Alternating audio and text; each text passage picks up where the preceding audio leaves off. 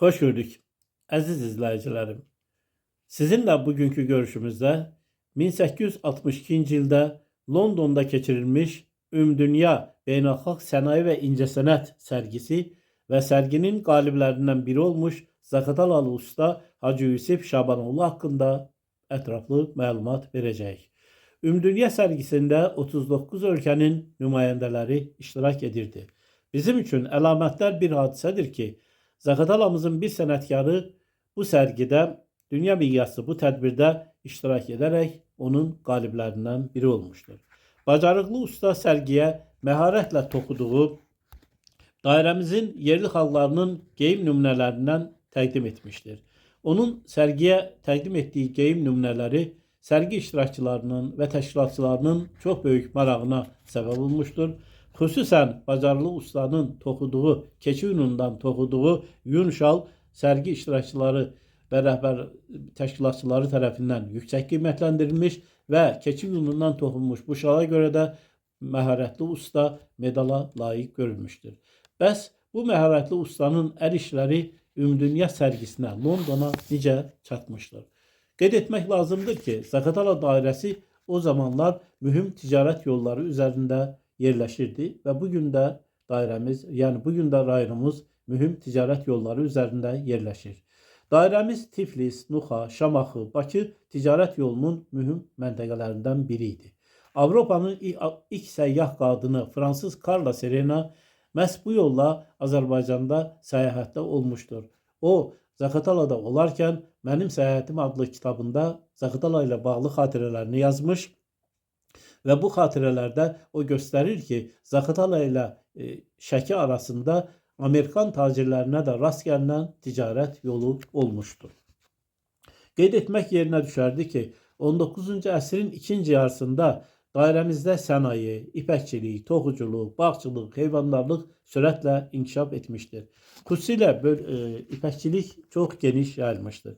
Belə ki, bölgemizde istehsal olunan xam ipək Rusya, İtalya, Fransa, Türkiye ve başka ülkelere gönderilirdi. O dövrdə Zaqatalada Səfərovun 40 dəzgahlı, Aniyevin 14 dəzgahlı ipək sarma fabrikləri fəaliyyət göstərirdi. Bu fabriklərin avadanlıqları Avropadan gətirilmişdir. Yəni Avropadan gətirilmiş avadanlıq və buxar maşınları ilə bu fabriklər təchiz olunmuşdur. Dairədə sənayinin ən geniş yayılmış növü ev sənətkarlığı əsasında yaranan kustar sənaye idi. Zaqatalada hazırlanmış xalça və palazlar o dövrdə öz keyfiyyət və gözəlliyinə görə seçilirdi, fərqlənirdi və hətta məşhur İran xalçaları ilə rəqabət aparırdı. Və ipəkçiliyin inkişafı ilə əlaqədar o dövrdə əsrin ortalarında İtalyadan, Yaponiyadan və Buxaradan Zaqatalaya keyfiyyətli ipək toxumu gətirilmişdir. Bölgədə ipəkçiliyin inkişafına səbəb olan həmçinin Fransız qardaşları, Pasxalit qardaşlarının ipək qurdu toxumu hazırlayan müəssisə də mühüm rol oynamışdır. Əziz izləyicilərim, mən Zaqatala ilə bağlı 50 ildən artıqdır ki, tədqiqat aparıram. Yəni 50 ildən artıq bir müddətdir ki, Zaqatalanı tədqiq və təbliğ edirəm. Tədqiqatlarım 15 kitabda və 200-dən artıq elmi publisistik məqalədə sizə təqdim edilmişdir. Və bu sizə bugün təqdim edəyəm bu tapıntım eləcə də İngiltərə, Azərbaycan mədəni və tarixi əlaqələrinə işıq salacaq qiymətli bir ikinci tapıntımla əlaqədar tədqiqatlar sona yetərkən mən İngiltərənin Azərbaycandakı səfirliyinə rəsmi müraciət etdim.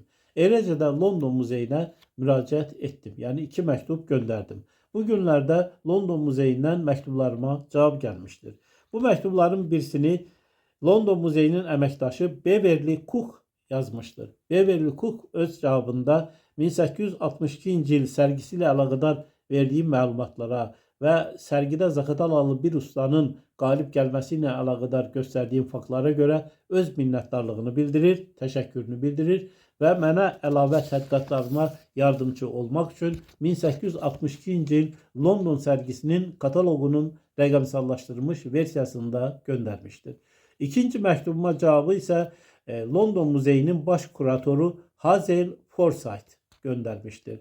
Hazel Forsyth'ın bu cevabı və ikinci qiymətli tapıntımla İngiltərə Azərbaycan əlaqələrinə işıq salacaq qiymətli tapıntımla əlaqədar sizə növbəti görüşlərimizdə məlumat verəcəyik.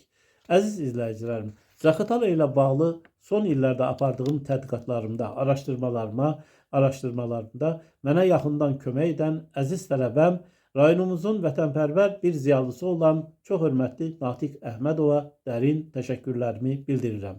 Natiq müəllim hazırda Zaqatala İslam Kollecində müəllim işləyir. Yüksək intellektual səviyyəli bu gənc bütün tədqiqatlarımda mənə yaxından kömək etmişdir. Sevinirəm və fəxr edirəm ki, Natiq müəllim kimi müasir gəncliyə nümunə olacaq vətənpərvər bir tələbəm var. Mən Natiq müəllimə gələcək fəaliyyətində uğurlar və can sağlığı arzulayıram. Diqqətinizə görə çox sağ olun.